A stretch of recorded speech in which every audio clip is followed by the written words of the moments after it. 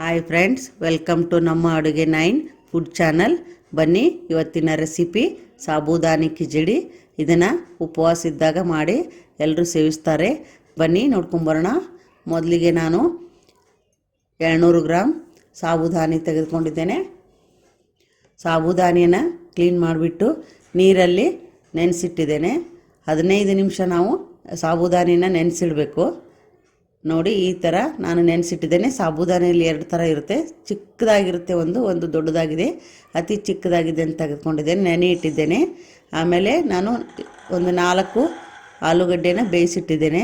ನಂತರ ಸ್ಟವ್ ಮೇಲೆ ಬಾಣಲೆ ಇಟ್ಟು ಈ ಹುರಿಗಡಲೆ ಅಂದರೆ ಶೇಂಗಾ 1 ಕಪ್ ತೆಗೆದುಕೊಂಡು ಹುರಿತಾ ಇದ್ದೇನೆ. ಸ್ವಲ್ಪ ಅದನ್ನು ಫ್ರೈ ಮಾಡಬೇಕು.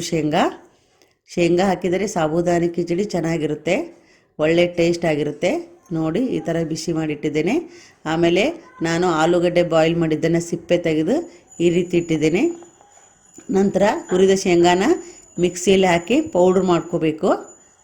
ಸ್ವಲ್ಪ ಗರಿಯಾಗಿ ಪೌಡ್ರ್ ಮಾಡಬೇಕು. ಆಮೇಲೆ ಈಗಾಗಲೇ ನಾವು ಬಾಯ್ಲ್ ಮಾಡಿದಂಥ ಆಲೂಗಡ್ಡೆನ ಚಿಕ್ಕ ಪೀಸ್ ಮಾಡಬೇಕು. ಆಮೇಲೆ ಒಂದು ಪ್ಲೇಟಲ್ಲಿ ನೋಡಿ ಬೇಕಾದಷ್ಟು ಒಂದು 5-6 ಹಸಿಮೆಣಸಿನ್ಕಾಯಿ ಕಟ್ ಮಾಡಿಟ್ಟಿದ್ದೇನೆ. ಹಸಿ ವಟಾಣಿ 1 ಕಪ್ ತೆಗೆದುಕೊಂಡಿದ್ದೇನೆ. ಕೊತ್ತಂಬರಿ ಸೊಪ್ಪು, ಕರಿಬೇವು ಇಟ್ಟಿದ್ದೇನೆ. ಒಂದು ಬಾಣಲೆ ತೆಗೆದುಕೊಂಡು ನಾವು ಗ್ಯಾಸ್ ಸ್ಟವ್ ಮೇಲೆ ಇಟ್ಟು ಒಂದು 4 ಸ್ಪೂನ್ ಎಣ್ಣೆ ಹಾಕಿ ಬಿಸಿ ಮಾಡಿ ನಮಗೆ ಬೇಕಾದಂಥ ಸಾಸಿವೆ, ಜೀರಿಗೆ ಹಾಕಬೇಕು. ಅದು ಚೆನ್ನಾಗಿ ಚಟ್ಪಟ್ ಅನ್ನಬೇಕು. ಎಣ್ಣೆ ಕಾದ ನಂತರನೇ ಹಾಕಬೇಕು. ಆಮೇಲೆ ಹಸಿಮೆಣಸಿನ್ಕಾಯಿ ಹಾಕ್ತಾಯಿದ್ದೇನೆ ನೋಡಿ. ಹಾಗೆ ಕರಿಬೇವು ಸೊಪ್ಪು ಹಾಕಿದೆ ನೋಡಿ. ಕರಿಬೇವು ಹಾಕಿದರೆ ರುಚಿಯಾಗಿರುತ್ತೆ. ಕರಿಬೇವು ತಿನ್ನಬೇಕು, ಅದರಲ್ಲಿ ಕ್ಯಾಲ್ಸಿಯಂ ಇದೆ. ಹೀಗಾಗಿ ಕರಿಬೇವನ್ನು ನಾನು ಉಪಯೋಗಿಸ್ತೀನಿ. ಆಮೇಲೆ 1 ಟೀ ಸ್ಪೂನ್ ಟರ್ಮರಿಕ್ ಪೌಡ್ರ್, ಅರಿಶಿಣ ಪುಡಿ ಹಾಕಿದ್ದೇನೆ. ಹಾಗೆ ಅದನ್ನು ಫ್ರೈ ಮಾಡ್ತಾಯಿದ್ದೇನೆ ನೋಡಿ. ನಾನು ಹಾಕಿದಂಥ ಎಲ್ಲ ವಸ್ತುಗಳು ಹಸಿಮೆಣಸಿನ್ಕಾಯಿ, ಕರಿಬೇವು, ಜೀರಿಗೆ, ಸಾಸಿವೆ ಎಲ್ಲನ ಫ್ರೈ ಮಾಡ್ತಾಯಿದ್ದೇನೆ. ನಂತರ ಈಗಾಗಲೇ ನಾವು ಬಸಿದಿಟ್ಟಂತಹ ಸಾಬೂದಾನಿಯನ್ನು ಅದರಲ್ಲಿ ಹಾಕಿದ್ದೇನೆ. ಒಗ್ಗರಣೆಯಲ್ಲಿ ಹಾಕ್ತಾಯಿದ್ದೇನೆ ನೋಡಿ. ಇದು ಉದುರಾಗಿರಬೇಕು. ಸಾಬೂದಾನಿ ಚೆನ್ನಾಗಾಗಿದೆ ಈಗ. ಆಮೇಲೆ ಈಗಾಗಲೇ ಕಟ್ ಮಾಡಿದಂತಹ ಬಾಯ್ಲ್ ಮಾಡಿದ ಆಲೂಗಡ್ಡೆ ಇಷ್ಟು ಪೀಸನ್ನು ಅದರಲ್ಲಿ ಹಾಕಿದ್ದೇನೆ.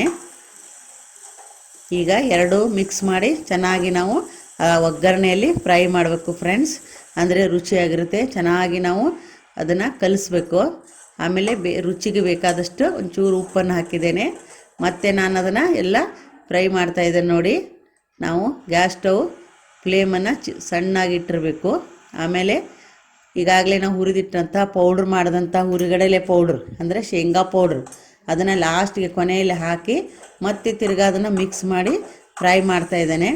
ಶೇಂಗಾ ಪೌಡ್ರ್ ಹಾಕಿದರೆ ತುಂಬ ರುಚಿಯಾಗಿರುತ್ತೆ. ಆಮೇಲೆ ಇದು ಹಸಿ ವಟಾಣಿ ನೋಡಿ, ನಾವು ಒಗ್ಗರಣೆಯಲ್ಲೇ ಹಾಕಬೇಕು. ನಾನು ಹಾಕಿಲ್ಲ, ಅದಕ್ಕೆ ಮತ್ತೊಮ್ಮೆ ನಾನು ಎಣ್ಣೆಯಲ್ಲಿ ಹಾಕ್ಕೊಂಡು ಫ್ರೈ ಮಾಡಿ ಇದರಲ್ಲಿ ಮಿಕ್ಸ್ ಮಾಡ್ತಾಯಿದ್ದೇನೆ ಫ್ರೆಂಡ್ಸ್. ನೀವು ಒಗ್ಗರಣೆಯಲ್ಲಿಯೇ ಹಾಕಿಬಿಡಿ ಹಸಿ ವಟಾಣಿ, ಅಂದರೆ ರುಚಿಯಾಗಿರುತ್ತೆ. ಹಸಿ ವಟಾಣಿ ಕೊನೆಗೆ ಹಾಕಿದ್ದೆ ನಾನು.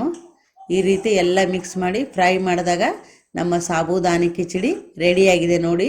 ತಿನ್ನಲಿಕ್ಕೆ ತುಂಬ ರುಚಿಯಾಗಿದೆ. ಮಕ್ಕಳಿಗೆಲ್ಲ ಲಂಚ್ ಬಾಕ್ಸಲ್ಲಿ ಕಟ್ಬೋದು. ಈ ರೀತಿ ನೋಡಿ ಒಂದು ಪ್ಲೇಟಲ್ಲಿ ಹಾಕಿದ್ದೇನೆ.